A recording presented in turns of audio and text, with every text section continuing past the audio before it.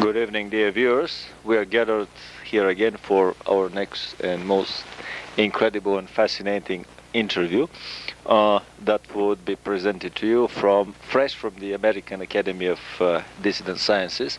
We are here at a secret location in Pasadena with some of the most astonishing speakers and authors and researchers in this field. But let us first present the topic of our interview tonight.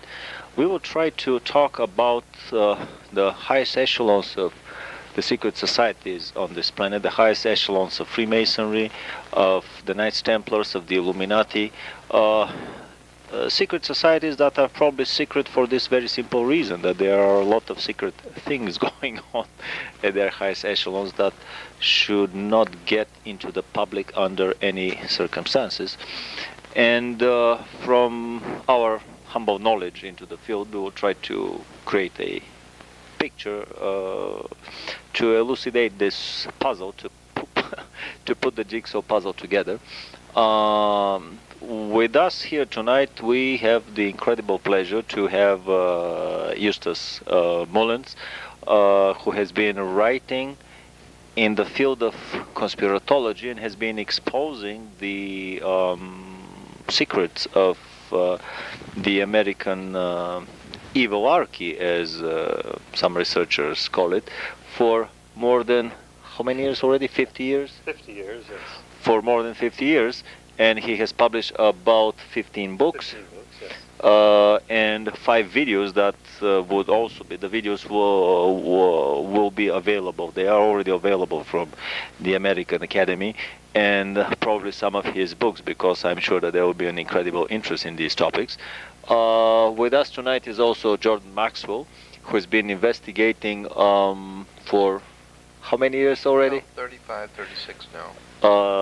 The secret symbology, the secret symbolic graphic language of these secret societies, the messages that are transmitted through these symbols, and how they influence the public subconscious, and basically the education, and most of all the education of our children.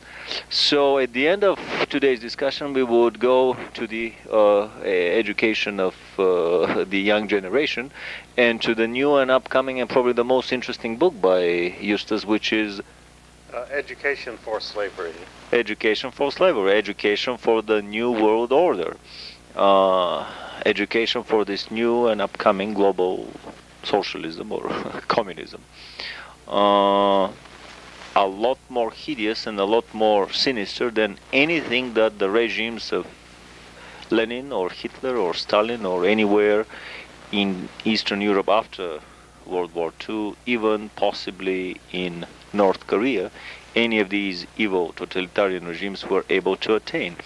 So let's start the discussion with just a brief picture, a brief analysis of the top echelons of these secret societies and the practices that they are involved in. It has been widely rumored that the top echelons have been engaging for centuries in homosexual practices, that they have been using these homosexual practices for mind control, not just for horizontal recreation or for kinky horizontal recreation, but for the specific purposes of mind control and of influencing their members. What would you say for that topic, Eustace? Well, there's no question that there is a demonic element in homosexuality, which, by the way, the psychiatric profession has never dared to touch. And of course you cannot treat a homosexual by a psychiatrist without going into the demonic practice that it really is. So this remains a great gap in the treatment and in the literature on homosexuality, because you see this goes all the way back to the dawn of history, to Genesis, to the Canaanites, the curse of Canaan. And the Canaanites have always used homosexuality, not only for control, also for to break down the integrated personality, which gives you a much more pliable subject, and it's a basic feature of behaviorism. It's very interesting. I mean, we would not like this tape to sound as another gay bashing tape. We have nothing against probably 95% of all gays that are basically practicing recreational homosexuality. What we're interested in here is the very small percentage of gay men that happen also to belong to the social subset of secret societies, and especially the most high echelons of these secret societies that engage in homosexuality for totally different purposes, namely for mind control, for social control, and so on. What would you say, Jordan? Well, if you remember that secret societies as social movements, as Eustace says, go all the way back to the beginning of man's history. And there has been two schools of thought concerning the modern-day Freemasonic societies. One is that they started out as a good idea and eventually got corrupted,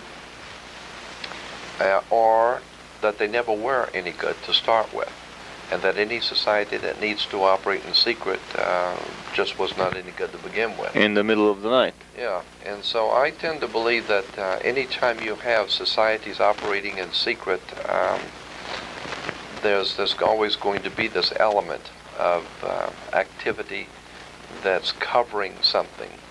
And it's fascinating, as we were saying before, when you get into the symbols and emblems of these ancient secret societies, going all the way back to the Sumerians, and as he brought out the ancient Canaanites, throughout the Middle East, symbols and emblems are like alphabets.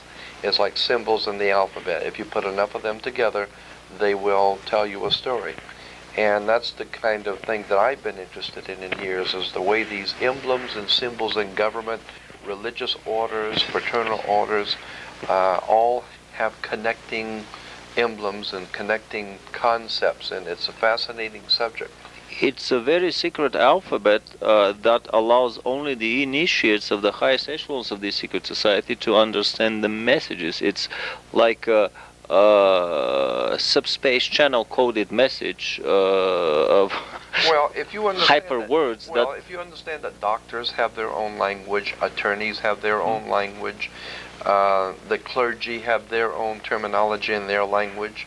It's only to be even teenagers and young people have their own language, and so it's only to be expected that secret societies would have their emblems and symbols and ways of connecting themselves to each other in foreign lands and terminology. But I'm saying that if you go into the national coats of arms of nations, flags, all of the harlotry of the coming out of the Middle Ages, all of these things have a very powerful significance on the world in which we're living today. And there's a whole world of knowledge operating beneath civilization.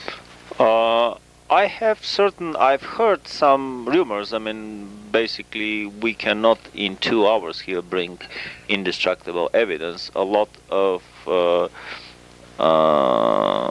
the discussion tonight would be about rumors and stories and so on, but still they paint a picture that is quite a bit self-standing. I've heard, for example, stories that the highest echelons of the Knights Templars are a sodomic society. What would you say on that matter? Well, I think that's true. I think that's borne out. And in fact, when the King of France, I think it was Philip, when after the Templars, homosexuality was one of the reasons for the crackdown on them. But of course, what he really wanted was the fortune, the great treasure which the Templars had amassed, and also he felt that they were a political threat, and so he would gain several objectives at one time, and also gain their treasure by attacking them on the, by then, I think, well-established grounds of homosexual practices.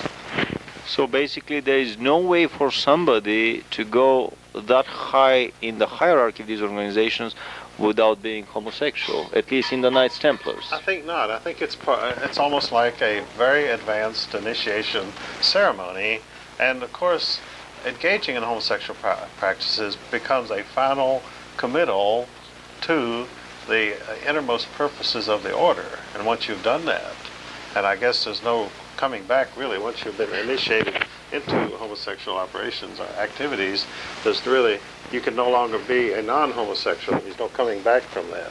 And I think that they realized this and that they wanted this as the final commitment from the official. How about Freemasonry? Have you heard any stories about the highest echelons of Freemasonry engaging in? If you go back into the most ancient times, religion has always had sex connected to it, and especially the occult religions are very, very connected in so many ways to sex. Sex was a very big part of the ancient world and of the symbols coming out of the ancient world, and it even comes into our modern day in so many ways that we don't even think about, such as the Washington Monument in Washington, D.C.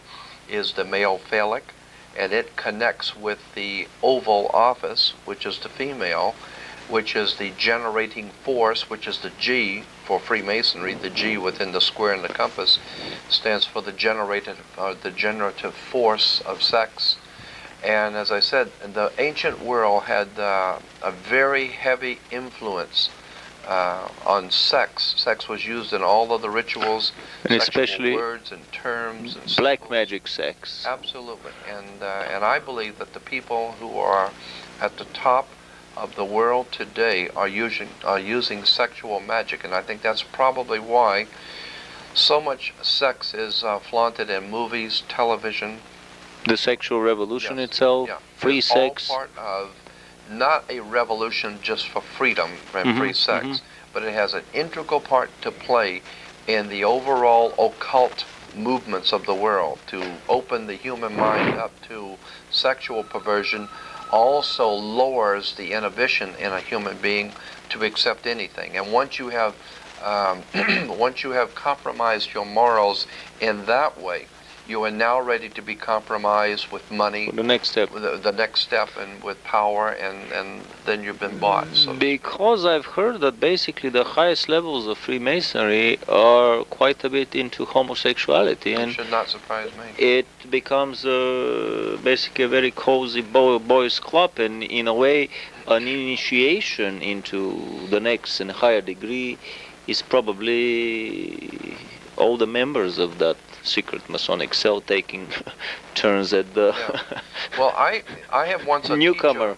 I had once a teacher make the point that I thought was very significant, just in passing, that this whole apparatus that we call the secret societies has as its basis a war between the sexes, going all the way back into the prehistoric world, and that for so many thousands of years the woman was the symbol for spirituality, the goddess.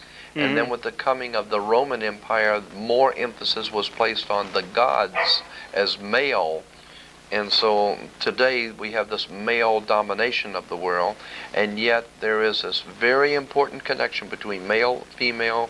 Well, that's why you had temple prostitutes in the ancient world, because there's a lot, very important connections can be made between the act of sex and the psychological connection with God, some sort of a spiritual connection with God during the time of sex. And so that's, I think, very important to keep in mind, that probably these people at the top of the secret societies are, without a doubt, sexual perverts.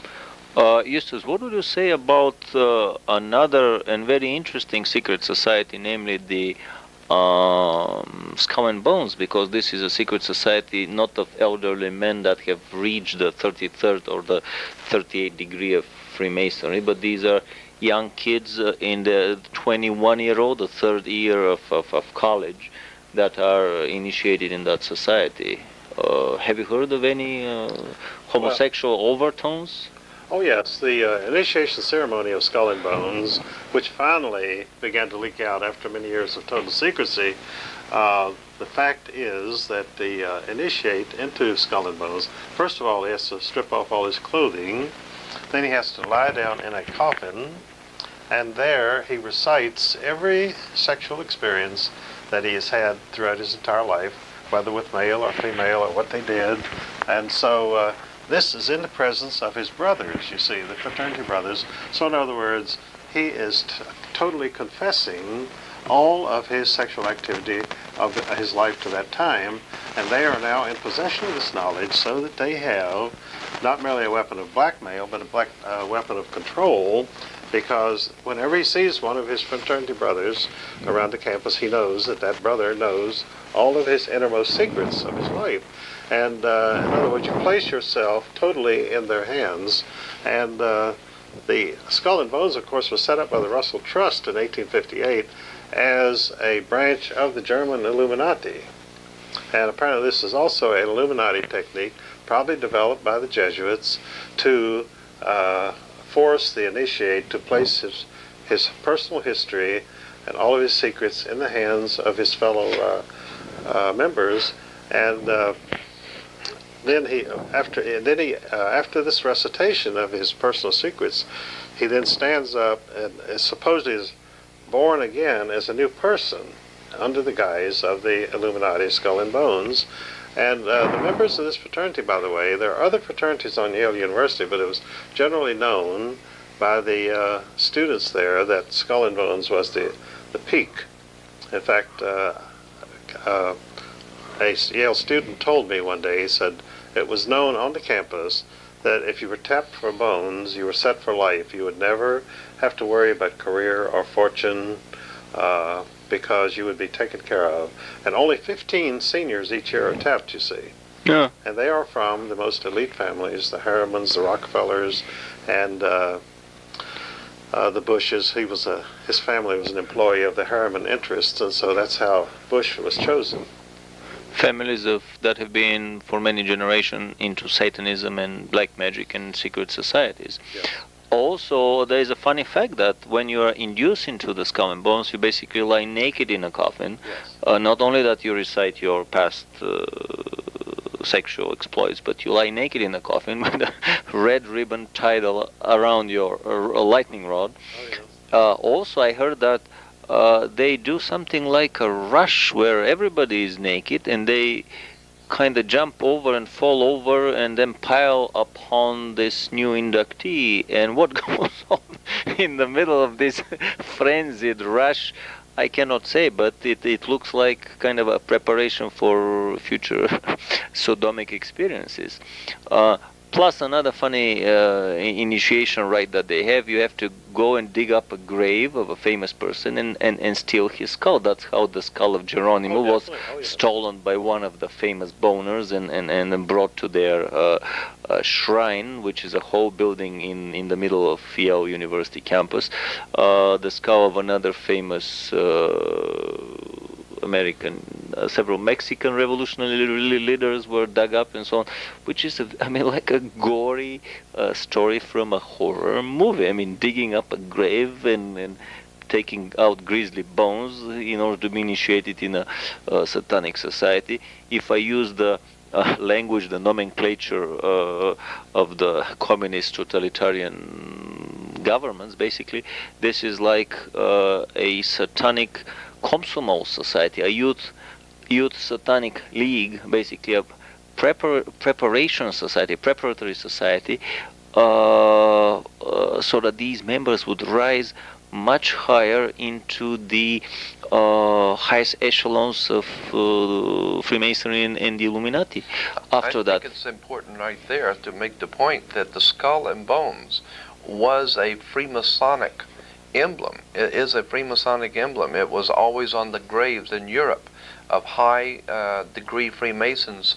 On their graves would be the skull and crossbones. It got even the Pirates of the Caribbean, even the pirates would run the Jolly Roger, the black flag with the skull and bones. Not only Freemasonic emblem, but I was reading a book on black magic, and there was a photograph of a table set for satanic rituals. Absolutely. The daggers to kill the victim, and there was a skull and two femur bones in the very same exact geometrical position and shape as the emblems of the skull and bones. Right. And you know that in the language of symbology there is basically nothing coincidental, and that for me was a very strong indication that there may be some satanic overtones into that campus fraternity society. On top of that, all these strange voices that were coming through the locked doors of this temple, until somebody broke in the 70s, and in one of the rooms they discovered full regalia of Nazi flags, uniforms, swastikas, posters. Basically, it's obvious that on top of being with strong homosexual overtones and preparatory for satanic practices, it also practices Nazi elitist philosophy of the white elite. Now, this particular area I'm not that familiar with, but I know that the introduction of perverted sex opens up it lowers one's inhibitions to start with, and then opens one up to further corruption. As we said before, that then one is not averse to maybe monetary corruption, and from there to lying to political corruption. And once you're into that lifestyle, it's a short road. Yeah, it's a very short road, and you know there's no coming back, because as Eustace brought out, all of your cohorts with you know what you have done, and that's the way that they can keep control over you. Jordan, you mentioned something interesting about the G letter, the G force, the emblem on the Masonic shield. The square in the compass has the G in the middle, and the G stands for many people thought the G stood for God, and then there were some who felt that the G stood for geometry, which had some basis for belief. But actually, if you go back, it goes all the way back to the generative force of sex, generating the generative force in nature. In the generative organ, which is the male organ. Which is the male organ, absolutely. So that's why only men are admitted in Freemasonry, yeah, well, it supposedly. has quite a bit to do with the superiority of sexual superiority of the male over the female. And as I said, that this goes back to the Roman Empire. These symbols and emblems were used. And that's why the Mason carry these little aprons, because as this big curtain separates the holy altar in the tabernacle or the shrine from the place where the audience gathers, in the same way here this little apron, this little curtain in front separates the holy altar, the male generative symbol, from the uninitiated population. No, that's exactly right. That is precisely what the symbolism is. It's the holy curtain that divides the male generative force from the uninformed or from the mundane. And sex has a very important so basically the highest god, the highest altar that Freemasonry bows to is the male generative organ. Yeah, that's right. And that's why that emblem is put in stone in that obelisk in Washington. DC. Funnily enough, in the middle of the Park of the Heroes fallen in the Bulgarian Revolution, in the fight against the capitalists and the fascists, in the middle of that park, on a hill overlooking whole Sofia in Bulgaria, that's my country, way back in Europe, in Eastern Europe, there is an obelisk that is a carbon copy of the Washington Monument, a carbon copy. And behind that obelisk, there is this square long lake, exactly a carbon copy of that lake, which is the symbol of the female vagina. So basically, these monuments were copied through Eastern European Freemasonry, which was the conspiracy behind communism in all of these Eastern Europe, European countries, all over Eastern Europe. I would like to go now into basically the relationship of sex, and especially homosexual sex, with mind control. But Jordan wants to add something. Yeah, I want to add something in relation to the point that you were talking about Eastern Europe and communism. Are you aware of the fact that the communist symbol of the sickle, the hammer and the sickle, were in fact separate symbols for thousands of years? The sickle was used in one way and the hammer in another.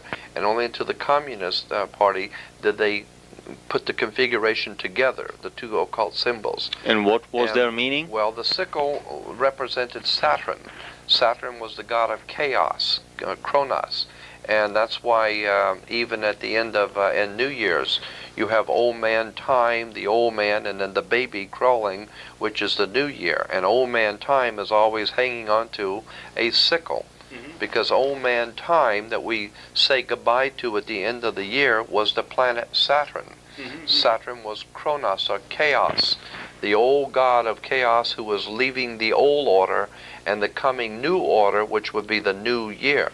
And how about the hammer? The hammer was the symbol of the order. Well, and the hammer goes all the way back to the old hammer of Thor, which was the old Aryan hammer of Thor, which was used to reconstruct. You tear it down with the hammer and then you build up. No, you tear it down with the sickle and you build up with the hammer. Well, yeah. So what I see here is a pictorial graphical expression of this same old satanic slogan of Ordo ab Chaos. That's exactly right. Order out of chaos. You hammer the order with a hammer that was created out of the chaos of the sickle. That's right. Fascinating. The sickle is used to Ordo ab Chaos.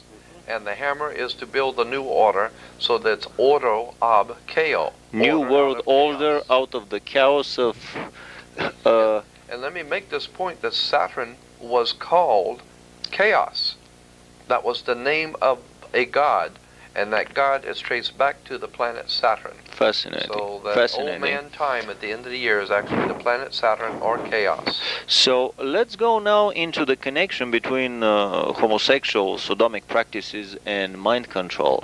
What would you say, Eustace, about let's say the certain research that was done by Wilhelm Reich in Germany and several others that you were mentioning on Well, of course, Reich wrote The Function of the Orgasm, and I think that his understanding of the function of the orgasm was that it brought you into a relationship, not merely a sexual relationship, but a relationship of submission to control, a final submission that you would never rebel against anything, because once you've made this, actually given your body and your integrity, the integrity of your body, the sexual act is generally called, if it's not in the marital realm, is generally called a violation. You violate a child, you violate another person, and so by submitting to this violation, you sort of sacrifice yourself to the purposes of the order. It is a sacrificial gesture. That's very interesting. We were talking with Al Bilik about the mind control experiments that were going in the underground Montauk base, and he gave a fascinating rendition of the work of Wilhelm Reich, its connection in the American underground bases, work on mind control, with the previous work on mind control done by the SS in Germany, with a still previous work basically of sodomic mind control that is practiced by the black magic priestly cults of Tibet.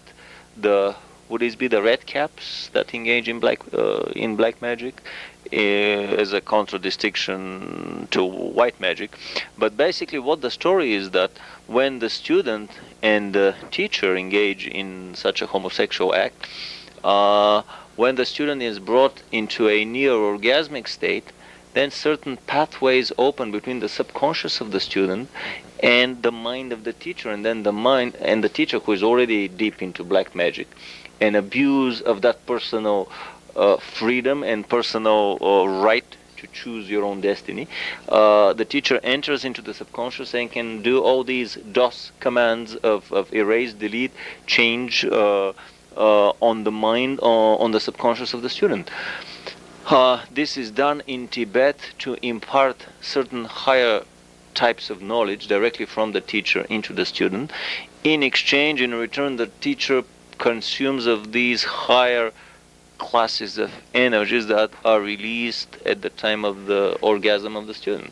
And basically in these black right priesthoods, fornication goes on all day long. If there are girls around, fine. If there are no girls, boys. If there are no boys, all the animals in the courtyard. I mean, this is common practice there that makes no impression on anyone. These practices were used by the Germans, especially by Wilhelm Reich. I mean, the story is that in his laboratory, fornication was going on around the clock. And even here in the United States, he had special, his security guards were basically trained to shoot first and ask questions later. And especially any messengers from the FDA. But they were doing these experiments around the clock. What Wilhelm Reich discovered was, among the many things that he discovered, one of them was the orgone energy. And basically the orgone energy, this is the orgasmic energy, as I understand it. And through manipulation of that orgone energy, they later work on weather warfare, basically weather engineering for warfare purposes, creation of hurricanes, creation of storms, of tornadoes, of incredible power, with a machine as small and portable as an armchair, or probably in its biggest size as big and just a machine mountable on a truck. These photographs are very well known from the rare books by Wilhelm Reich that were expurged from the public libraries in the best Orwellian tradition. So back to the mind control, it was very convenient for the Germans, because in the SS they would indoctrinate the highest echelons of SS using these practices. And later on in the 50s and 60s, especially in the underground Montauk base where Al Bielek was working as an engineer, they would abduct boys, teenage boys from the streets of Long Island, put them in these underground dungeons, and most of these stories have been related to in our previous films. In the film by Preston Nichols, A Visit to the Montauk Base, they even found the cages where these boys were kept before sodomizing and mind controlling them, in not just changing some of their files, but basically completely erasing their JAWS directory and substituting it with a new one, with a totally new personality. And then these boys were supposedly sent forward in time, possibly to be the new perfect agents for the New World Order, let's say in the upcoming riots in Los Angeles. These were experiments done in the 50s and 60s. What a better way to create a perfect anonymous agent without any background for these of us that have seen the French film La Femme Nikita, about the creation of such a perfect government agent from a lady that was sentenced to death, and the public was notified that the sentence has been carried out, but actually she was not killed and hidden in a special underground indoctrination and training center where she was turned into a total assassin. The Montauk Project was an even more precise and diabolical operation, because there dozens of boys were turned into totally mind-controlled individuals and sent forward in time. And these practices were done through mind control. Much, much later on, they developed electronic chairs where you would be brought electronically to this near-orgasmic state, and then they would do the same mind control operations on you. So let's come back to the basic education of kids. I wouldn't be amazed that this high early introduction to homosexuality is meant not only to compromise the morals of the person, but also to prepare him for future mind control manipulation. Eustace, you were mentioning today that basically in the English boarding schools, these were very accepted practices. Well, that's true. And in fact, you always had the elites, the children of the elites were always subjected to these practices, because there again, it made them more amenable to carrying out the program. In other words, they would not be rebels, they would be people who would fit in. They would be trained to fit in. Because education, you see, is not merely imparting knowledge education is many things. It is training, and as you point out, it's also seduction. And in fact, corruption. Seduction. I'm afraid education today is mostly seduction and corruption, and the imparting knowledge is a very minor part of it. And brainwashing, basically. The fascinating film by the rock group The Who, The Wall, another brick in the wall, creating new bricks for the total wall, bricks by the millions, faceless bricks that are not different from any other one in this giant wall. Yeah, basically, I mean, these English boarding schools where most of the teachers were single, and it was accepted, basically. And our American elite was trained in New England boarding schools, which essentially carried out the same practices as the English schools. Or in all boys military academies, where these practices were carried even more so. Definitely. It's fascinating that such homosexual practices have been widely practiced in Japanese culture too. And even in the Japanese culture, they have a very well-developed homosexual poetry and homosexual art. I mean, it is not paraded very much in public these days, but if you are a connoisseur of specialized Japanese art, you would be fascinated at the abundance or overabundance of homosexual poetry and paintings, which means that even there the elite has been basically quietly led into the ways, into the fold, by their secret societies, which, as usual, would have the emblem of the dragon, and we all know that the dragon is the symbol of the empire of independent angels. I want to call them fallen angels on this planet. So, what is the bottom line here of all these discussions? That basically mind control is practiced with all possible means. I mean, in 20th century, a lot of technical means have supplanted homosexuality. We have mind control frequencies beamed at us through the television sets, mind control frequencies piggybacked on the cellular system phone network, microwave frequencies beamed from special transmitters or orbiting satellites that directly resonate with cranial cavities and create the effect of hearing sounds or even obeying orders, basically totally controlling the individual. Microchip implantation for the purposes of monitoring and mind control. Basically, I think that Martin Cannon is one of the best researchers in the field of microchip implantation by the government, with his book The Controllers, which is also available to the public. Through Freedom of Information Act release documents, the CIA has had secret programs in microchip implantation into basically unwitting subjects. In the 50s and 60s, we're talking about 40 years of microchip implantation techniques. Microchips for mind control were available well before microchips were officially discovered for personal computers and bigger computers. So my feeling is that this is basically an evilarchy, as we were laughing with Eustace today, demonocracy. It is a demonocracy, there's no question about it, and it is composed of elitists. In fact, I saw the term used in political magazines a few years ago at when some revelations were coming out of Washington about J.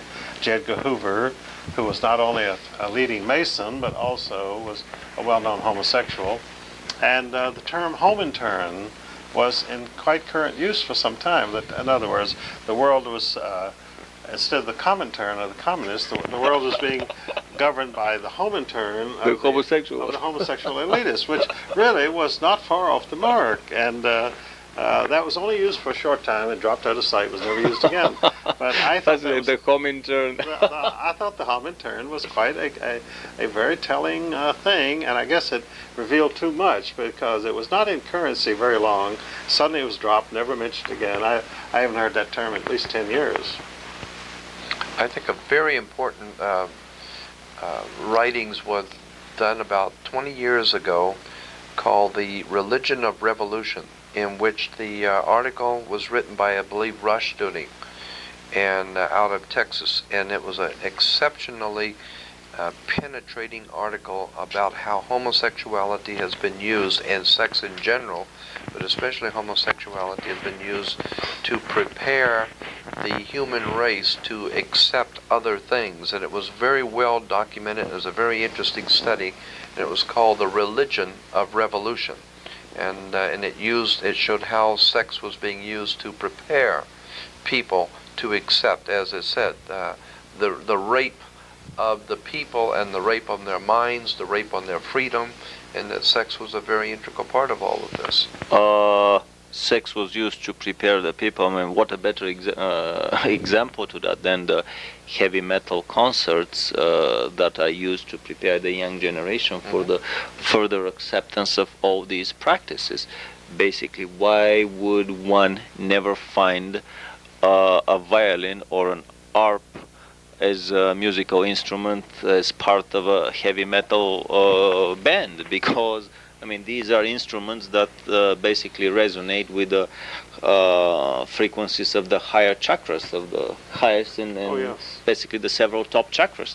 So they would be detrimental, counterproductive to a society that would like to stimulate the lower chakras of these lowest basic instincts. On the contrary, the drums and the heavy metal guitar, especially the bass guitar, resonate in the frequencies of the lowest chakra, of the groin chakra, of the sexual drive. So when thousands of kids get titillated to an ecstasy on a heavy metal rock concert, this is nothing more than a audio frequential acoustic massive masturbation, amplified by thousands of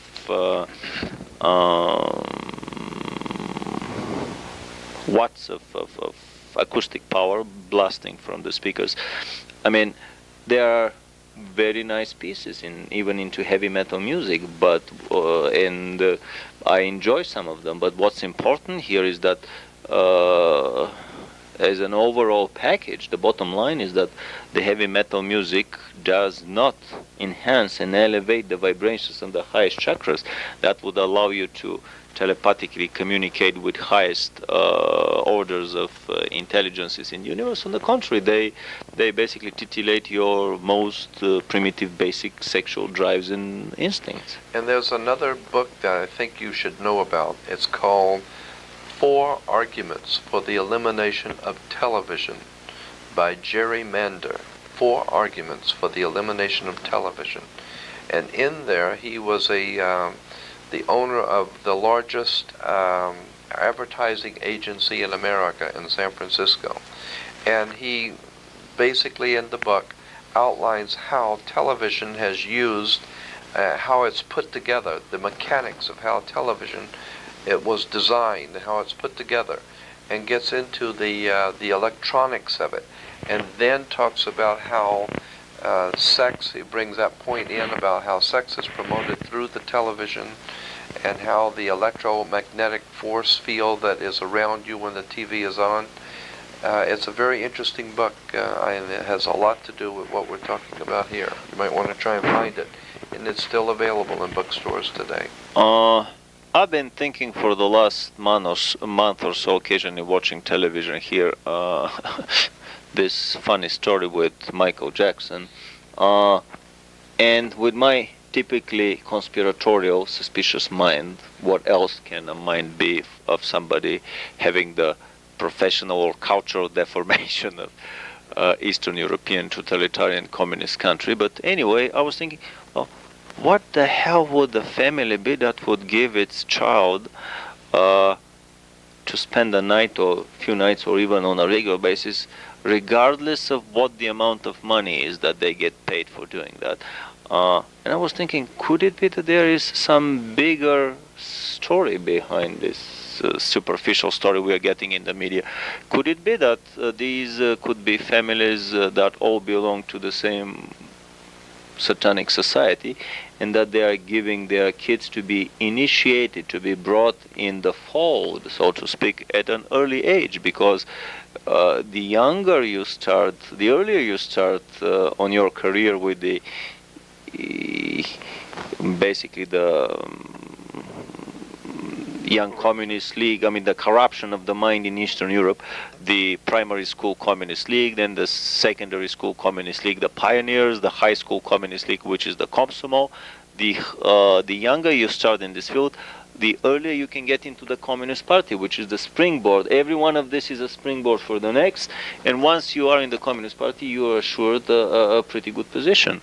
So in a similar vein, parents of such ambitious and corrupt parents that have been in the fold themselves for a long time, they probably bring out their kids to be initiated. What's your feeling about that, Eustace? Oh, I'm quite sure that this is a factor, and I think this may be going on a lot more in the movie and television industry than we realize, that the families now use, I think the case of the Menendez brothers also brings in some of this, because he was an important figure in the entertainment industry. And so why were these two sons apparently being inculcated into these practices? It could very well have been a vocational program that he was inducting them in. Absolutely so. And I mean, the whole pattern, I mean, the whole personality of the father of the Menendez boys, an extremely ambitious, overly ambitious individual that started from nothing and rose quickly into that industry. I wouldn't be amazed that the fastest way, the fastest and strongest springboard to rise into the secret societies in the world would be probably to be a member of a satanic cult, which is the innermost core, the innermost circle of a secret society. What's your feeling on that? Yes, as a matter of fact, you know, they have something in Hollywood. Well, let me go back and say this, that the old Celtic or Celtic magicians in England, the old Druid priest, the magicians, always worked their magic with magic wands. And magic wands were always made out of holly wood. And today, we still have holly wood being used to work their magic on us. And I think it's interesting that when you get into the symbolism in Hollywood, there's something called death head colors in Hollywood. And that is, every time there is to be a rape or a violation of a human being, and especially a death, there will be certain colors which will always come up, and certain symbols are worked into the picture, so that subconsciously the subconscious mind picks up these colors and symbols every time there's to be a rape or a death. And around Hollywood it's called the death head colors and death head scenes. And so they're still working their magic on us in Hollywood today. A lot of what's your feeling, Eustace, on the Satanism in Hollywood, basically black magic and Satanism? Well, I think that Satanism definitely is a factor in Hollywood, because first of all, you've got mass media, mass communications here, which means you reach the entire population. So if there's any place that Satanism would want to have an outlet, it would be here. Absolutely. No doubt about that. Yes. I mean, so many of the films that, I mean, forget about the horror movies, which are not only clear, pure satanic rituals, many of them, but I've even heard stories that the film crew and cast would do a black mass every morning before the beginning of the shooting of such a film. You know, Merv Griffin a few years ago had on William Blatterly, who was the author of The Exorcist, and he was also the director of the movie The Exorcist. And it was interesting that when Merv Griffin asked him, where did you get all of this material on Satanism and devil worship and all that kind of scary stuff in the movie? And he said, well, I worked for the mind control department of the CIA for many years. Right. And he says, and the CIA is definitely up to speed on all of this because they use this throughout the world. And another important, well, I don't suppose I should bring that up, but it was on Merv Griffin's show, so I will. Merv Griffin asked him, he said, well, there was someone else that worked in the mind control department of the CIA at the same time you were there. He says, would you like to comment on him? And he said, yes, L. Ron Hubbard was also indoctrinated in this kind of thinking too, and so I Fascinating. find that to be interesting. Fascinating. Yeah. I've heard stories that the Monroe, what was his first name? The Monroe, Bob Monroe. the Monroe guy of Monroe Institute was also a member of the same department with the CIA. It's a very interesting line by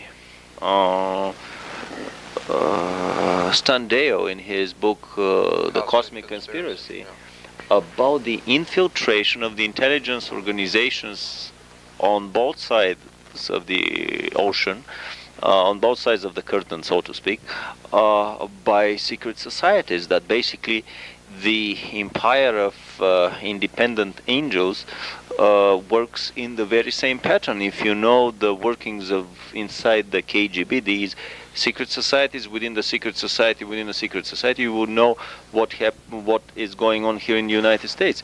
There is a fascinating film, actually two films that we produced early. One of them came from Germany, UFO Secrets of the Third Reich, where they give the whole backbone structure of secret societies that gave the rise of the Third Reich. Half a dozen people were more influential into bringing the Third Reich upon the heads of the German population and all these casualties that were its result, and on all of Europe and the world than anybody else in Germany. The Knights Templar branch for Germany, the Tempelhof Gesellschaft, organized the Thule Society in 1919. Later on, they organized the Vril Secret Research Society. They started with anti-gravity research in the late 20s. They organized the SS part, the National Socialist Party, to carry on their policies in the broader German population for the creation of a new world order, the new order, the Neues Ordnung that Hitler was talking about, and for the preparation of the coming of the new age. In 1919, the Thule Society was founded for that very same purpose, to prepare the German society for the coming of the new age. I mean, this is 60 years before the new age became a catchword in California. But this whole secret society within a secret society within a secret society, I mean, this whole system was carried on in Germany. Within the National Socialist Party was founded the SS as an even more secretive organization than the party itself. Within the SS, later on, they founded the super secret society, the Black Sun. And I think the members of the highest echelons of the SS were also members of the Black Sun. So in their special castle, I forgot the German city. Yes, I forgot the name of the castle. Babelsberg. Oh, they had a very special SS castle that was built over a greatly renovated and enlarged medieval castle. Right. But they had an underground round chamber with 12 seats, the usual 12th number, which was their secret chamber for probably satanic and sodomic practices. Right. And according to Standeo, to come back to his book Cosmic Conspiracy, I mean, this is the pattern of the Luciferian presence on the planet to control the secret societies at the very elite. I mean, to the intelligence organizations through these secret societies. Also, these stories that I heard recently about an interesting sect within the KGB, the so-called castrati, a secret society where the ritual castrations of the initiation of the black and bones into the skull and bones society here, which is a red ribbon tied around the phallus there is carried to the end, and these people are actually castrated, which gives the typical facial expression of a lot of the KGB high members of the 30s and 40s. So we have the same practices over and over and over, but all they are meant for control of the corresponding secret society and the overall organization into which this society is embedded.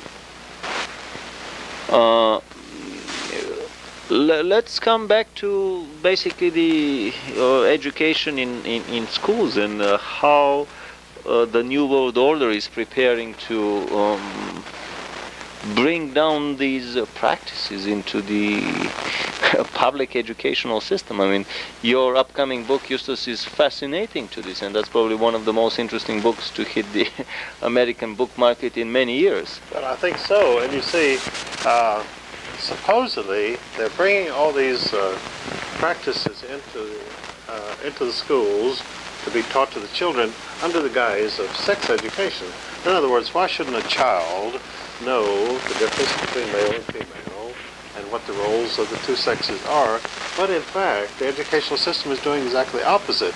They're ignoring the traditional roles of male and female to our children, and I'm talking about 6-year-olds, 6 to 8 years old, are being asked to not only be tolerant of sexual deviation, but that even at that age, they really should start thinking very seriously about whether they want to be a normal person or whether they want to be a sexual deviate themselves. In other words, they're being challenged to accept homosexuality when they're 6 years old, and this is not a primary concern of the average 6 years old.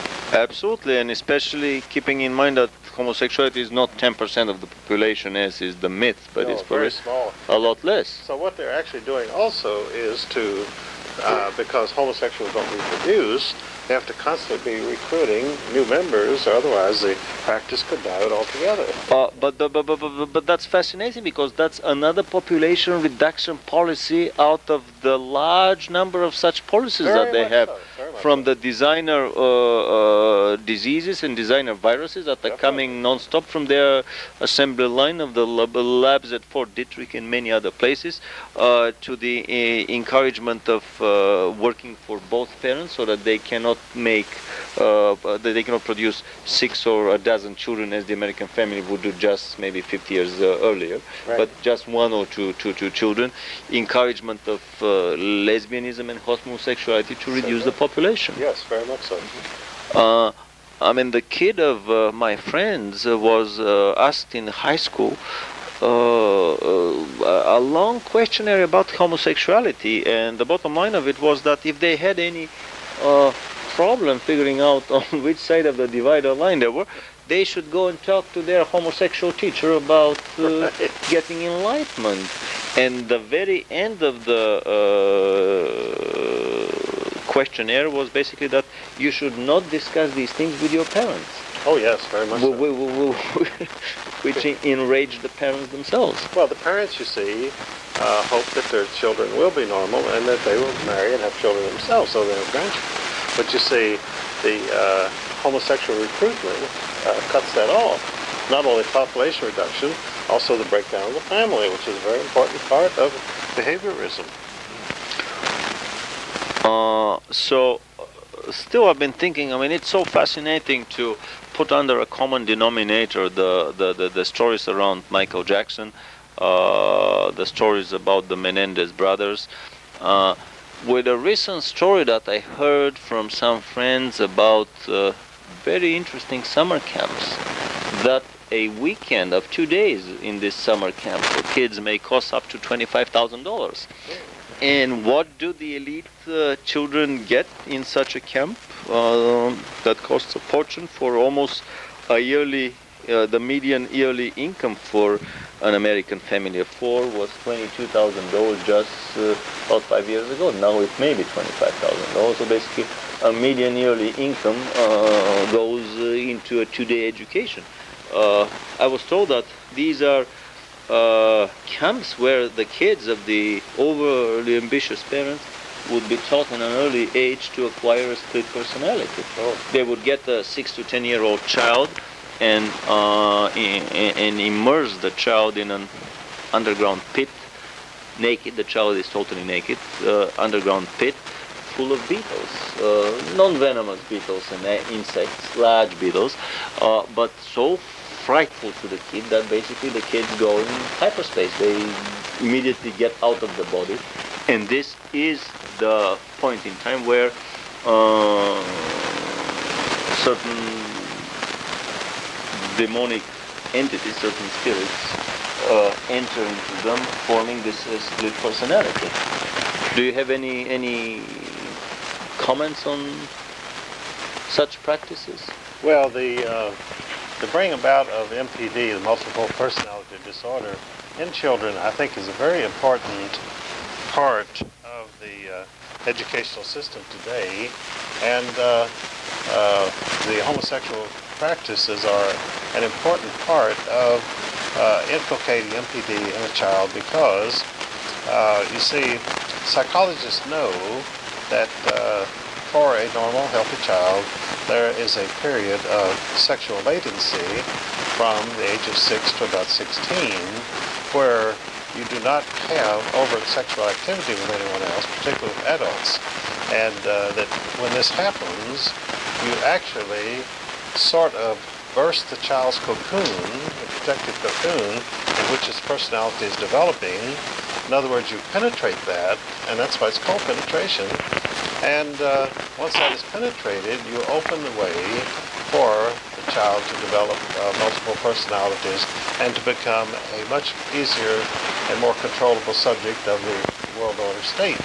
And there's no question that this is a definite political program that they're following, that the sex education in the schools is dedicated to this, not only to the breakdown of the family, but to producing an almost new class of robot-like citizens who will grow up never to question authority, never to rebel, because you see... As much as a child in a satanic cult would question authority, as much they would question authority. And so this is definitely part of the program to create what they call a new citizen, a new type of citizen who will never really represent a threat to the new order. Fascinating stories. Basically, I wouldn't be amazed that split personality in satanic cults is not a byproduct of the activity of the satanic cults. It may be the prime objective of these cults to create new upcoming members, the new generation, from whose ranks the future elite members, the future basically leaders of this demonocracy, of this society under extremely heavy Luciferian influence would be chosen. And I mean, stories coming from the secret underground laboratories and projects that have sprung by the hundreds, maybe even by the thousands all over the country. Basically, split personalities created in the employees there. An engineer will have two personalities. So personality A works in the above ground, not so secretive project from 9 to 1, let's say. Then they switch to personality B. He takes the elevator downstairs and goes into the super secret underground establishment. When the time comes for him to leave, he switches back to personality A. So he never even realizes that 4 hours of his day are missing and that he would spend them somewhere else. Somebody was joking that, well, I'm sure he won't be getting 2 paychecks, but he will be getting 2 tax returns at the end of the year. Well, you know, Vladimir, this all brings us to a very important point also, that what we are seeing is a complete change in the ultimate goals of the educational system. Now, before, in the United States, which we had, say, up till 1945, the educational system was supposed to bring out the individual personality of the child, to prepare him for leadership, for a creative life. But today, the educational system has abandoned that goal entirely, and its sole purpose is to produce conformists. Faceless robots. Faceless robots. And of course, the split personality is part of achieving this, and the homosexual practices is part of this. And so we are actually have seen a tremendous makeover of the educational system, and I think I'm the first person to point this out. That is, over the overall picture. I mean, people have been focusing on individual aspects of this and becoming alarmed about it all over the United States in recent years. That's one reason you've got the homeschooling development, and you've got other reactions. Private Christian schools and so on. Private Christian schools, because the parents realize something very bad is happening to their children, and they're trying to save them. But until they see the whole picture, they cannot do much to correct the situation. Absolutely. And what I see, the bottom line is a slow, general moving away from the Christian principles and morals into the Luciferian, Luciferus satanic principles and morals. Oh, it is Luciferian, there's no question about it. Well, something that you mentioned, Eustace, I think is very important when you talked about how the concept of a new man or a new person Yes. being developed. Well, that was also the communist goal, to produce That's a new exactly man. right, Yes. the new man. Yeah. And I was at Santa Barbara, University of California, Santa Barbara. Center years for ago. Humanistic Studies, probably. Well, no, I was up there for about a week going through all of the documents on mind control that was being used by communists at the time, reference works, but there was one article there in the California State document on how the terms that were being used and developed for the new citizens that will inhabit the new world order. And they kept referring to the young people as the new man, the new creature, the new individual, and the new society.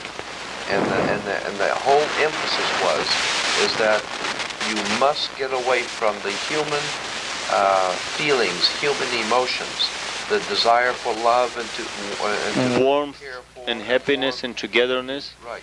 And get away from that. You must have what is called the new man. Yes. And they even brought out in the article how names have been developed in the past 100 years, like New Man as a name, like Paul Newman Oh, yes. and New Man, and they have been developing names purposely To introduce the concept. Yeah, right. Fascinating stuff. I still have those documents that I photocopied The film years ago. Boys from Brazil is a beautiful film about these secret, here we're entering into genetic research, into human genetic research, into cloning of human beings. In the film Boys from Brazil, these were biological clones that were cloned from... That's not a new concept. As far back as the 40s, what's his name, Charles Lawton, was starred in a movie called Island of Lost Souls. Then in the 70s, late 60s, early 70s, Burt Lancaster played in a movie called Island of Dr. Moreau. Yes. There have been... which is a book based on a book by H.G. Wells, which came out in the 1890s, early 1900s, which was, I mean, that's probably would be another fascinating interview about the human genetic research that has been going on. But all of these indoctrination methods, for example, what they bring out is, what was the name of this Vulcan member of the Star Trek 1, the old Star Trek? What was the name of this alien Vulcan? Oh, you're talking about Mr. Spock. Yeah, Mr. Spock, yeah, Mr. Spock. Why is, in what way is Mr. Spock different from the human beings? In the way that he has no emotions. And only pure logic. Only pure logic. Basically, he is as logical as a computer and as emotional as a brick. Exactly. And this is exactly the new men, the brave new boys of the new republic that H.G. Wells wrote about. Actually, it's a fascinating quote in his 1902 treatise of basic impacts of science on society and social progress. And who was it? Was it Aldous Huxley that wrote Brave New World? Exactly. In which he talked about how young people were going to be traumatized and prepared to go into a new order of the world, Exactly. in which there would be no more human emotions, no more family ties, nothing to do with anything, because when you're dealing with human emotions and human feelings for a child, for other people, it is very difficult to control that kind of a mentality. Not only that, but human emotions. What is the strongest of all human emotions? It's love. Love. And basically, if you can bottom line the whole Christian message, the whole message of Jesus Christ during his life on the planet, it can be bottom line with one single word: love. So basically, the word love is like anathema to the empire of fallen angels, and they would like to do everything possible to get our society as further away from the condition of love as they can. So Mr. Spock is the excellent individual. So in these programs, there is a, well, not a very young boy by now, but a young gentleman that was educated in these boys from Brazil type of New World Order secret academy somewhere in the Brazilian jungles, Jefferson Souza, who is an extremely, or Sosa, Jefferson Sosa, who is an extremely strong psychic, according to Albilic. He was able to even pinpoint and trace his multiple goings back and forth in time, and his implantation of his soul into the new baby, which are other bizarre technologies, not of genetic human engineering, but of soul engineering, which we would probably discuss in a further future film. But this strong psychic boy had a very interesting childhood.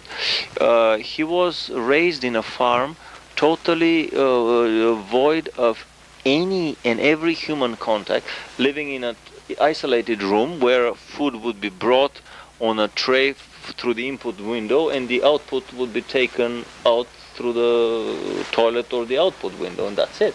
No human control of any kind, no sound, no nothing. And the only contact with the outside world would be through television screens. So basically these are boys educated by machines. And the purpose of this program is to get rid of the emotions, to get rid of that most dreadful of the human conditions, the condition of love.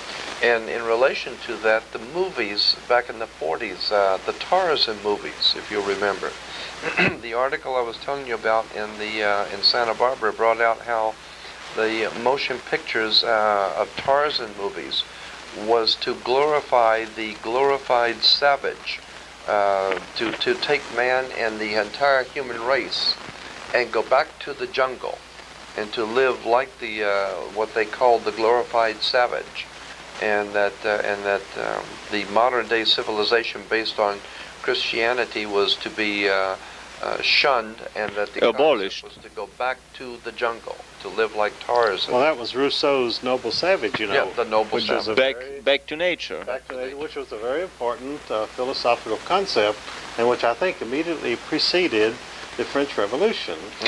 And basically I wouldn't be amazed that Rousseau was a major luminary and a major thinker of the Illuminati. Well, that's what the actual records say, that he was an ideologue, a major ideologue. As was Plato. Plato. I mean, through his major work, The Republic, which basically laid the foundation from all future political developments on the planet away from monarchism and into republicanism, which is the Luciferian way of social management, unlike monarchism, which is the Trinitarian way of social management. You see, the most important thing you need to remember in relation to mind control is the one thing that the people who are running this world from behind the scenes, the one thing that they are most concerned about and that frightens them is human individuality and human creativity, the human being as it was designed by God to be free and to exercise all of the human emotions, to protect oneself and one's family, and to look after the human race as a whole. This is the one thing the conspiracy cannot deal with, and they want to do away with, is anything that has to do with human emotions or human family, and mechanize the human race in order that we shall all be able to operate together as a machine in the new world order without any human emotions, so that if someone is taken out one night and dealt with by the government, that everyone will just go to work the next morning and just do what they're told. And I think that this thing that happened in Waco, Texas, is a classic example of how well we have been prepared, because we sat in television and watched human beings in our country, in America, die in front of our eyes, and it was not a movie. This was actual life and death situation. And then everyone got up the next morning and went to work, and nobody said nothing. No one said much about it. They were an ugly cult engaging in child abuse. And never even considered that they were, no matter what religion they were human beings in America that died in front of you, and no one did anything. I hit upon a very interesting book, a book called I Am Lucifer. At the introduction to that book, the author claims that he was traveling on a train in Italy one day, fell asleep, and suddenly Comrade Lucifer started talking to him and basically gave him some, not memoirs, but condensed version of his viewpoint of history of the last 2,000-3,000 years. And in several occasions in that book, there were very interesting passages where it was said that Lucifer, narration coming from Comrade Lucifer himself, and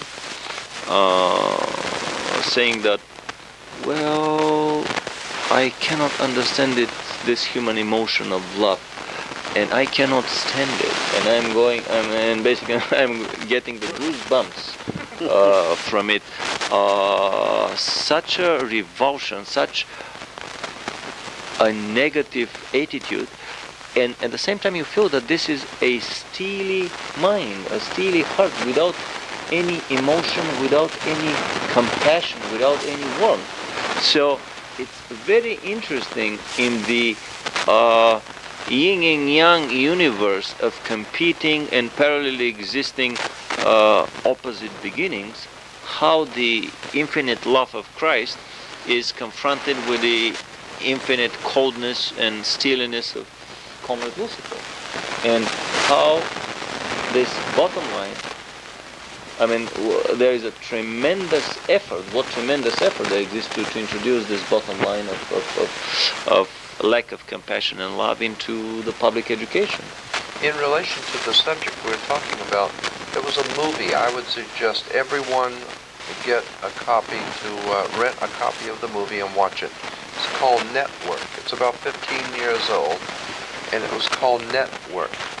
And in it, the head of the network, the president or chairman of the board, talks with the offending newscaster, and in it is probably one of the most concise discussions of the Illuminati's plans for the world that I've ever seen in a movie. It's just incredible.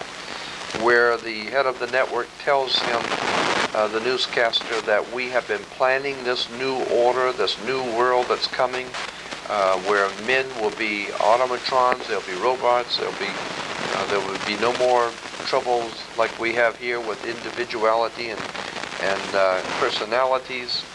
All human creatures will be working for one goal, the goal of the new order, and it's just a fascinating explanation for what these people have in mind for the world. I'd suggest highly that you get the movie Network and watch those scenes in it. And incidentally, in that movie, also at the very end of the movie, the newscaster says to the audience on television, he said, well, don't worry about America being destroyed, because we are the goose that lays the golden egg. So we're going to be here because we have to be here to feed everyone. And he says, so you're not going to see the end of America, you're not going to see the end of the world, but what you are going to see is the end of individuality, human creativity, and the individual human being. That's what you're going to see the end of. That's what we have now.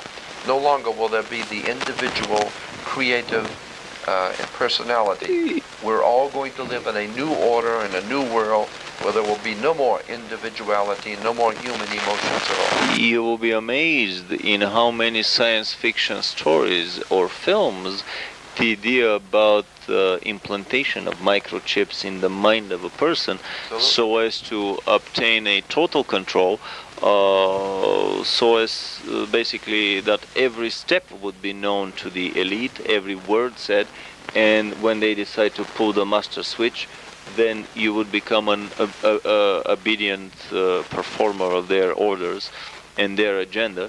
I mean, these are not just science fictional ideas coming in the mind of authors, but these are scenarios and agendas that have been played out and that have been developed by hired luminaries in the scientific field in the very same way that, let's say, the report of the Iron Mountain was generated, hiring with unlimited budget for 3 years Nobel laureates and the best of the best in 20 different academic fields.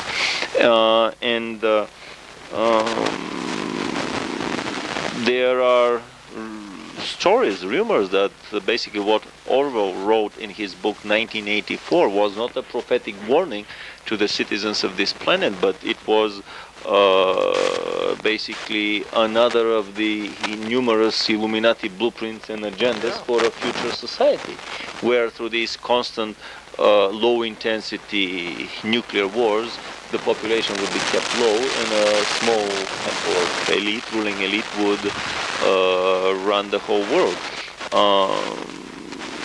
I mean, these are the most frightening of the scenarios prepared by the most frightening of the numerous factions of the independent angels being on the planet, namely the factions that are very deep into the occult and black magic, which is disregard of individual freedom and total interference with the mind of the subject. Well, a few moments ago, we talked about H.G. Wells. H.G. Wells also wrote another book at the turn of the century called The Time Machine. And in the movie The Time Machine, you should get that movie and rent it and watch it, because that is a real experience. The story shows how in the New World Order, all people are totally devoid of anything, emotions, no individuality. Everyone is totally controlled, and at a certain time of day, the buzzers go off, the sirens go off, and everyone stops what they're doing, and they go back up to the mountain, to the holy mountain, and there's just absolutely total control over all peoples. And the name of the movie was The Time Machine. And you really should get that and watch it, because H.G. Wells wrote that at the turn of the century. He knew what he was talking about, because he was a very important member in the Fabian Society. And the Fabian Society, of course, was an organization set up in England with the help of Lord Milner and Rothschild Moneys and Cecil Rhodes to prepare the entire world for a coming communistic, socialistic world, but not on the Soviet model, but that communism and socialism could be infiltrated into the thinking of peoples in the Western world. And so I highly recommend both of those movies. What's your feeling on the Fabian Society? Eustace, what do you think? Well, the Fabian Society is a very important part of the World Socialist movement. In fact, we have a supposedly hard-right, ultra-conservative group in this country called the Heritage Foundation, founded by the Coors beer fortune, which is actually run by a Fabian socialist from England named Stuart Butler. And you see Stuart Butler appear on programs supposedly espousing capitalistic, free American enterprise ideals, when in fact he is herding the American conservatives into Fabian socialist directives. I mean, so many leading socialists in Europe were members, overt or covert members of the Fabian Society, that basically it has been the hotbed of not only British but European and global socialism and communism. And it was one of the symbols of the socialist movement for many, many years, still used today, is the red rose. And I have many, many pictures in color of very famous communist and socialist leaders, many communist leaders and socialist leaders wearing the red rose, and Castro and all the hierarchy of the Soviet government. All the Soviet, all the Eastern European, I mean, it's a very important symbol of Right. all May 1st celebrations. Right. But in the New Time magazine for January 19th of this year, 1994, there is a color picture of the new President Clinton looking at the Oval Office, and in his left hand is a red rose. And I thought that was very significant. Why would the President pose for a picture holding a red rose? And so there's a message there. You better do your homework on Clinton and the White House, and you better find out why that it's called the White House, Yes. and why England is ruled from something called Whitehall. And why the Russian center of power is called It's called the White House. also the White House. And the Russian colors, the new color for the new federation is red, white, and blue. And the new symbol on the national coat of arms is the double-headed eagle of Freemasonry. So this white of the White Houses all over the world is basically the white of the white magic. Oh, well, and it goes back to Whitehall, as I said, in England. And the word hall is profoundly important because you have the Union Hall, the Lodge Hall, the Masonic Hall, Juvenile Hall, City Hall, the Hall of Records. This all goes back to the old ancient Hall of the Initiates in Egypt, from which the Freemasons took that term hall, and today we have Whitehall, or the Hall of Justice, and City Hall, Town Hall, etc.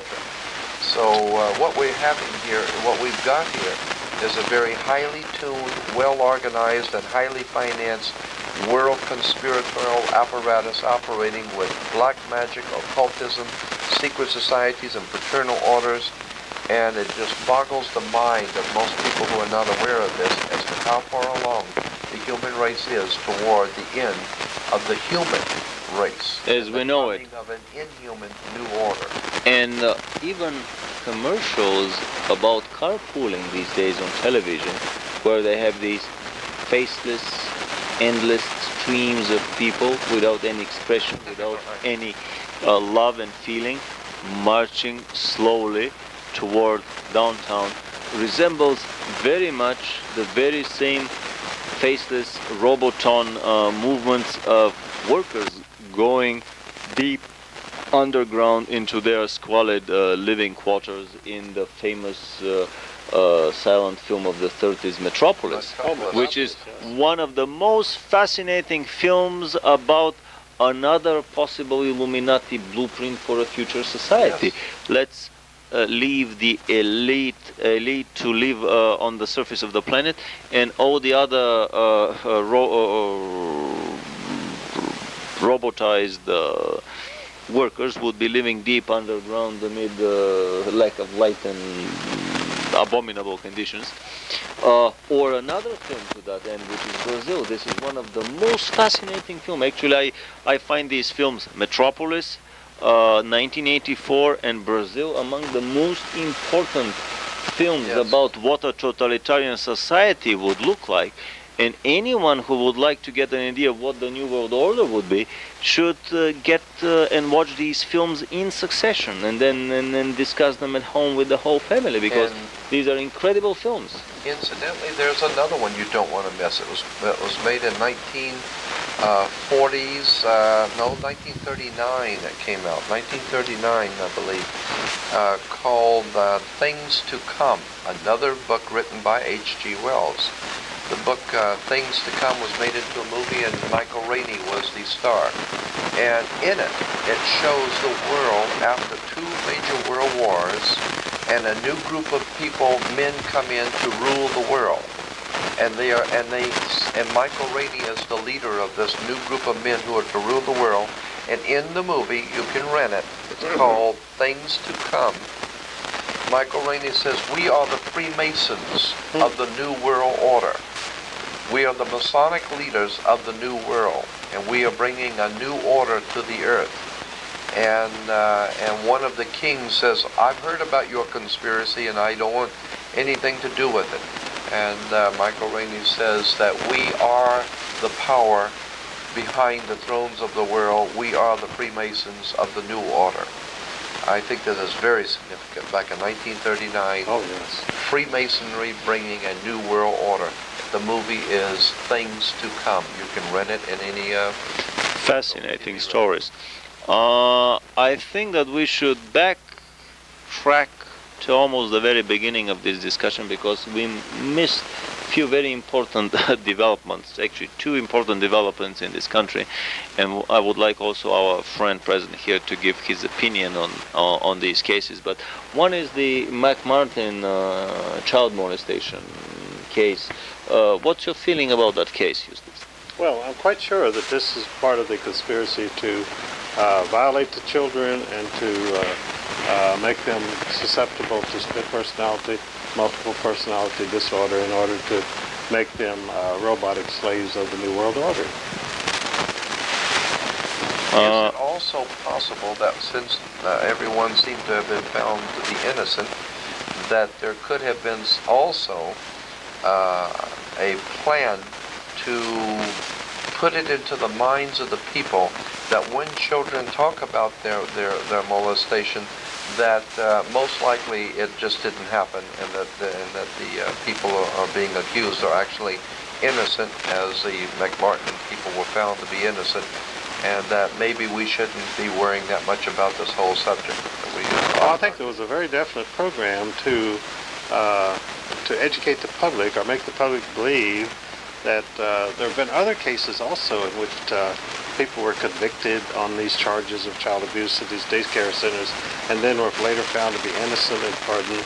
So I think there has been a long, ongoing campaign to convince the public that when children talk about these things, that it's just a childhood fantasy, and you don't have to pay any attention to them.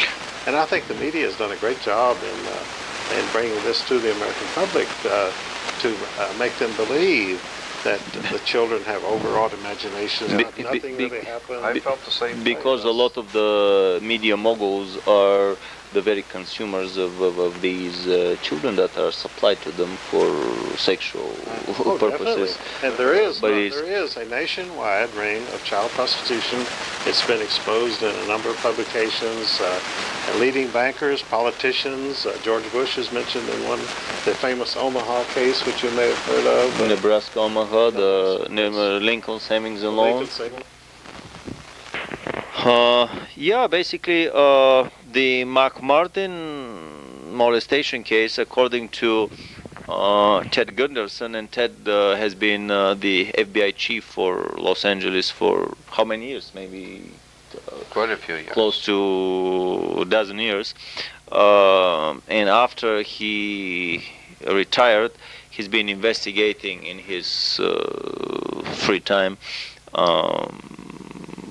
ritual child abuse and human sacrifices by satanic cults for all these years after that. More than 10 years now, by the way, and he is probably the leading authority in this country on ritual child abuse. And according to his words, the McMartin child molestation case was not an isolated case. On the contrary, there were up to half a dozen such cases all over the country. And if the parents of these abused children were only to unite, and there was a large enough legal base to start a class action suit against the government. I mean, I'm not a legal expert, but basically to start a class action suit against the government for the government inactivity, for doing nothing against these organized and extremely powerful, very well funded. I mean, after all, so many elite politicians and bankers are the consumers of these children. Oh, yes. To start a class action suit against the government for total inactivity in this field. And so what were you saying, Eustace? That basically a whole tunnel was discovered there under the kindergarten. The discovery of the tunnel verified some of the supposedly wild fantasies of the children about going into a tunnel and seeing sacrifices done and so forth. And they claimed no tunnel existed. Well, then they found a tunnel, which really substantiated a lot of the charges the children had made.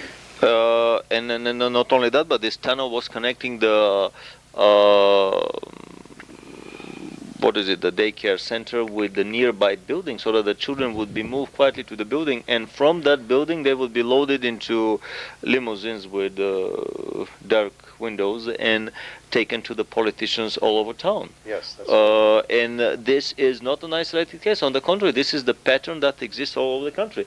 And to make sure that even if the trio or how many of the defendants there were would be convicted, to make sure that these convictions would be overturned, the lady lawyer the prosecutor who was basically trying them, it turns out that she was also a graduate from that very same McMartin preschool. Yes. So then she would be easily implicated as being involved personally in the case, Definitely. as being not impartial, being biased, and the judgment could have been easily overthrown.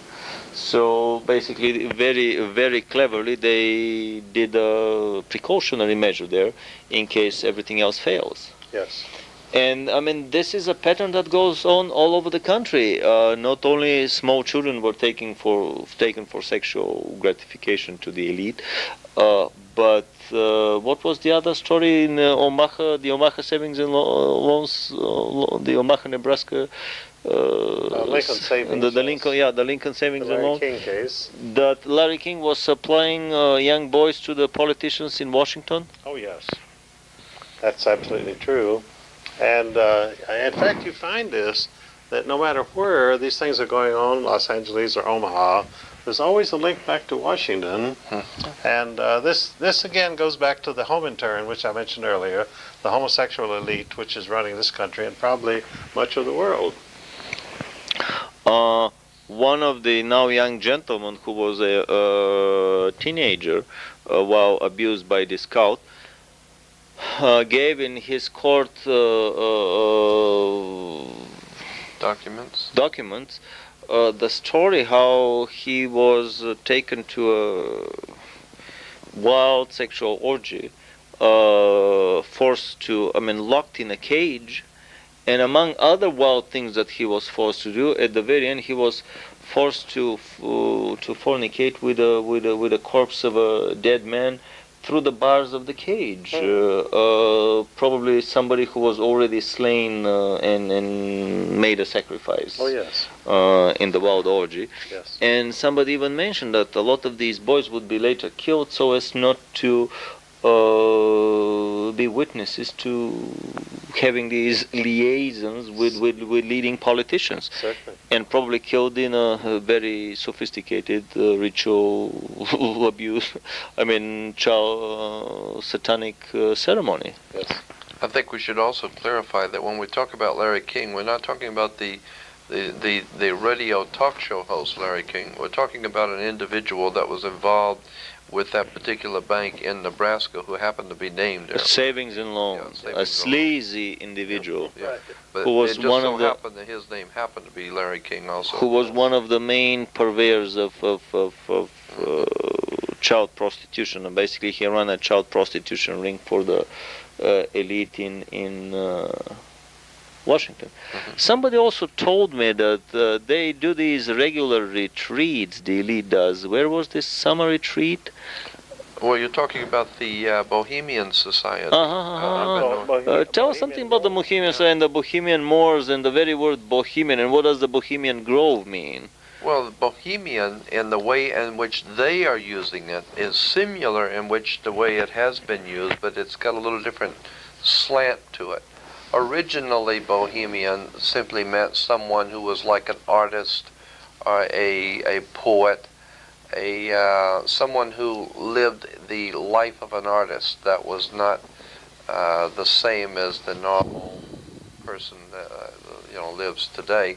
Poor intellectual. And so it was kind of like the community of artists and intellectuals, and so that was a Bohemian. However, the Bohemian Society that meets in Northern California in the last 2 weeks of July, they have even explained in their own literature what they mean by the word Bohemian. They have said that their understanding of Bohemian is people who do not live by the same moral or ethical standards as the rest of the human race, people who do not live by the same laws and ethical standards. And so if you understand that the Bohemian Society is made up of all of our living presidents, all of the top leaders in this country, and they are openly saying that they do not live by the same laws and regulations and morality that you do. That's the Bohemian Society that meets once a year in Northern California. For how long do they meet? For 2 weeks, in the last 2 weeks of July. What do they do all these 2 weeks? Well, they supposedly are there able to put down their differences and be one organization, so that leaders of the different individual political parties, even from Europe, supposedly enemies, can go there and for 2 weeks not be enemies any longer, and they can discuss the events of the day and be able to roam freely, and of course you have to know there's going to be sexual orgies and all kinds of things going on there. You think so? Oh, I'm totally positive of it. Yeah, they're totally isolated, and also they've come under fire because women are complaining they're excluded from this. Yes. These are the business and political leaders of the Western world, and women claim under equality they should be allowed to participate, and it's interfering with their careers and so forth. So there are several aspects, and also the fact that it's called a grove, and of course this goes back to the groves. Grove worship, yeah. The grove worship of ancient Babylon, where the bodies of, where the pieces of the body of Nimrod were hidden, and in a grove. And so the grove itself has deep Freemasonic significance. Very much so. Yeah. Well, Very much so. basically it's the antipode of the temple worship, because the temples in these societies, especially in the Western society, these are the Christian temples. Yeah. In a Christian temple, you worship in the middle of the day, in broad daylight, open ceremony, open to everyone, every member of that society. But in a grove worship, you practice out of sight of the temple, actually outside of the city, hidden deep in the grove, at night, at midnight, invitation only, closed secret society. So it is exactly the diametrically opposite image and procedure to the Christian ceremony. Oh, it's a pagan ceremony, definitely. No doubt about it. And the grove also directly is connected to the Bohemian Grove. The word grove is directly connected to the old Celtic or Celtic magicians, as I said, in England, the Druids, because the Druids were the worshippers in the groves. And so that's a very important term, grove worship. Fascinating thing. How about these Bilderberger meetings that happen once a year? The world leaders there, would they engage in special practices? Because well, I think you are not allowed to be a part of this elite hierarchy unless you have proven yourself. They would never allow a decent human being to be in their company. That would be absolutely suicide to allow a human being or a decent man to be in their company, because these people are all perverts. How could they possibly allow a good man to be a part of their organization? How could they possibly allow somebody with a face of a saint to be a man? I mean, he would be the black sheep of the crowd. Absolutely not. With all these demonic expressions on their faces. Absolutely. Imagine the most fascinating face that I saw just recently on television. The director of the Federal Emergency Management Agency.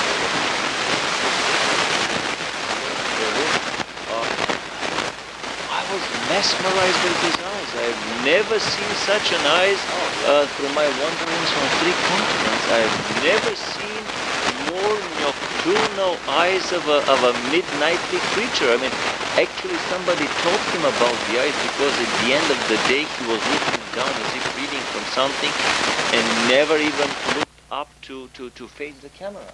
I mean, this was the kick of my day. I mean, I've never seen a person with more demonical eyes. But then you think about, well, this would be the guy, the real Tsar of this country when they suspend the constitution, and he will be the one to marshal thousands in the concentration camps and into the population elimination centers of the New World Order.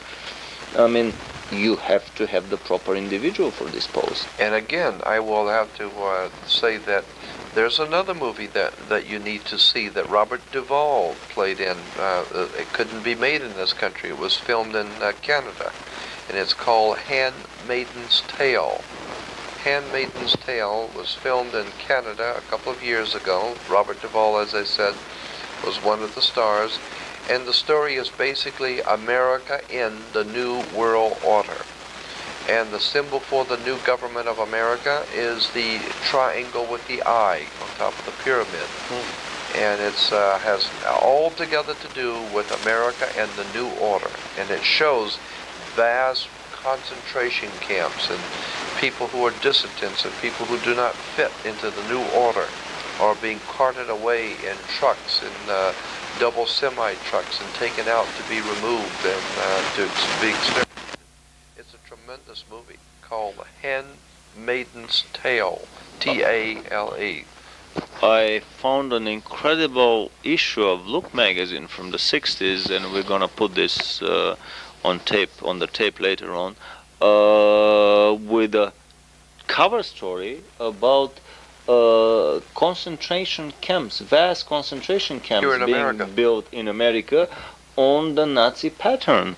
And they show photographs of these huge camps that are being built in preparation for either declaration of a state of emergency under whatever pretext, or for a future war against drugs.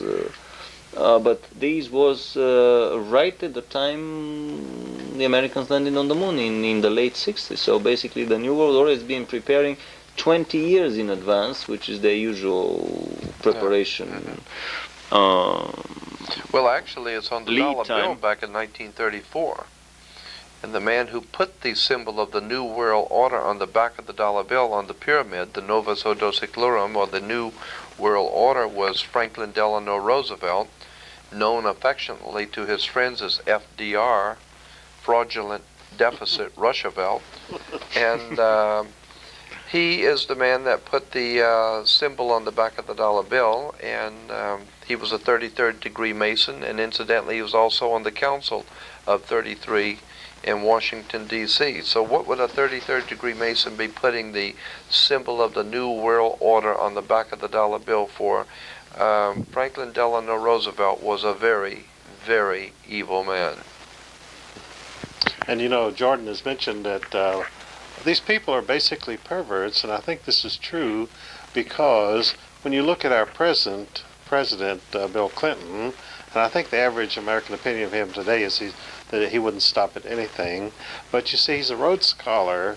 Now you have to remember that the Rhodes Scholars arose out of a single man, Cecil Rhodes, never married, who was employed by the Rothschilds to seize the diamond and gold mines of South Africa from the rightful owners. And Cecil Rhodes was handsomely paid by the Rothschilds for this, and he surrounded himself with very handsome young men. And his gift to posterity was that after he died, his fortune was to be used to train handsome young men who were quite pliable and willing to Be used. To be used by people like himself, that these Rhodes Scholars would become the new ruling elite of the world order. And of course, this is the origins of Bill Clinton's political career. Absolutely. Fascinating story. There were stories that, well, I mean, we're a little bit deviating here from the topic, but what I would like to say basically about the American education of the kids, I mean, I think that I find most fascinating, very briefly here, it's basically a rather long story, but we don't have much time. I mean, I'm coming from Bulgaria, which is in Eastern Europe, and Bulgaria fights with Romania for the place before the very last place in Europe, right in front of Albania. Bulgaria, Romania, and Albania, the last three least developed countries in Europe.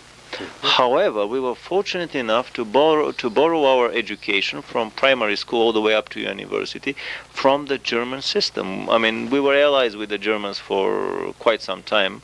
Most of the Bulgarian professors graduated in Germany before the Second World War, and this left a very strong imprint on Bulgarian education. But in Bulgarian schools, I mean, we start a foreign language in 5th grade, which is Russian. In 7th grade, we start a second. I mean, Russian is closer to Bulgarian because it's a Slavic language, but in 7th grade, we start a Western language, which is German, English, or French by choice. We start a very massive study of world literature. In 5th grade, we study Greek literature, where you read, actually from 1st grade, we're given a very long reading list to read these books at home. I'm talking about 25, 30 books, thick books. Children books have more pictures and so on, but by 4th grade, you're supposed to read Jules Verne in original.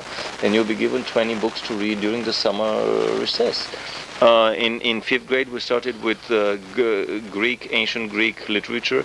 6th grade, we studied ancient and medieval European literature. 7th and 8th grade, we studied in great detail Bulgarian literature. 8th grade, again, we studied Asian European and Middle, and 9th grade, modern European literature, and so on. I mean, on top of that, our curriculum of mathematics, geometry, and planimetry and trigonometry is basically high school curriculum of mathematics is equivalent to 1st or even 2nd year of university level mathematics. But it's most fascinating. One of the greatest disappointments and disillusionment of Bulgarian intellectuals, I mean, engineers, doctors, and executives that have come to this country and that are looking for a place to know their field. But basically, the educational system here is a giant modernizing and cretinizing enterprise that is designed to produce the most pliable and docile specimen for the upcoming New World Order. What's your feeling on that, Eustace? I think that's probably a very important line in your book. And it's, I would say it's the basis of my trace the association.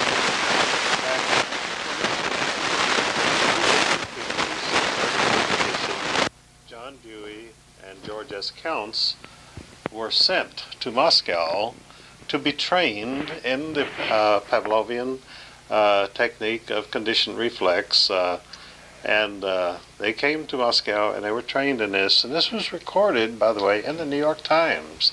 That's where I got it from, the microfilm of the New York Times. And they came back here to set up the program for the entire United States system of education of the Pavlovian system of conditioned reflex, which, as you well know, is where Pavlov, a Russian scientist, found that he would, before he would feed the rat in the cage or the dog, he would ring a little bell, and so then when he rang the bell, the dog would salivate even if no food was forthcoming. Mm-hmm. And that he found it was very easy. Now this is basic behaviorism, which is the reigning, not only the reigning school of philosophy, but the reigning school of educational theory in the United States. That you can, with behaviorism, you can teach anybody to do anything, to condition them, to prepare them for a service as life, as a robot in the New World Order. And that is all American education is today. And that's why we have that term in education today that we are, that young people are to be trained in jobs, that you get job training today. Oh, job training is training. That's the Rockefeller Foundation, which was the name of the Rockefeller Foundation before its present name was General Education Board. Yes, the General Education Board. That's how important this is. Right. And the point I'm making is that you train a dog. You train an animal. That's right. You educate a human, but you train an animal. And so that's why they give us today in the education system job training, because they have to train you like an animal. They don't want to educate you. They train you to do your job. That's right. To put the screws in the whatever, and so they train you like Fascinating. And we have not to forget that the Rockefeller Foundation is located in a high-rise building in New York. New York, that the has Empire. That has a number that is 666. The Is street it? number of that Very building, interesting. somebody told me, is a 666, a very important number. I think there is a fight for all these 666 number buildings And in the incidentally, big cities. it's in New York, and New York is referred to as the Empire State because it's the state of the New World Empire. Right. New World Order. Well, gentlemen, it's time for the bottom line, final concluding statement. Well, my concluding statement is that it is high time that people wake up to find and look around you. For someone many years ago said that many will look with their eyes but not see, and will listen with their ears but not hear. And that is certainly what has happened to America today. People are looking with their eyes, but they're not seeing what's going on. Symbols and emblems and national coats of arms and flags and fraternal orders, symbols are very, very important to the entire system under which we live. And until such time as you understand that this is a very occult order here in America that we live under, you're not going to get the inference that you need to understand. This country is being ruled from behind the scenes by some very desperate and diabolical people, and only until you wake up and to educate yourself are you going to have any kind of salvation for you, yourself, or your family. It's time to wake up. Eustace, what's your concluding statement? My message is to the parents of children in this country, and that is, don't sell your children down the river. Don't sell your children as slaves. Don't sell your children to perverts, and find out what is the basis of the educational program, and get the facts, and then make your own decision as to whether is this the future that you want for your children.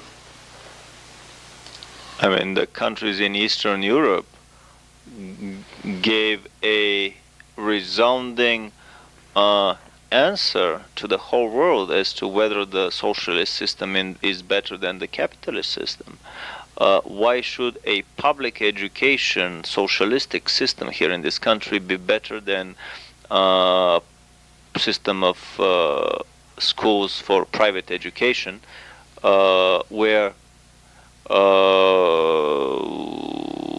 basically the parents would be choosing the educational program, the parents would be choosing the school, and the teachers that would be in contact with their children.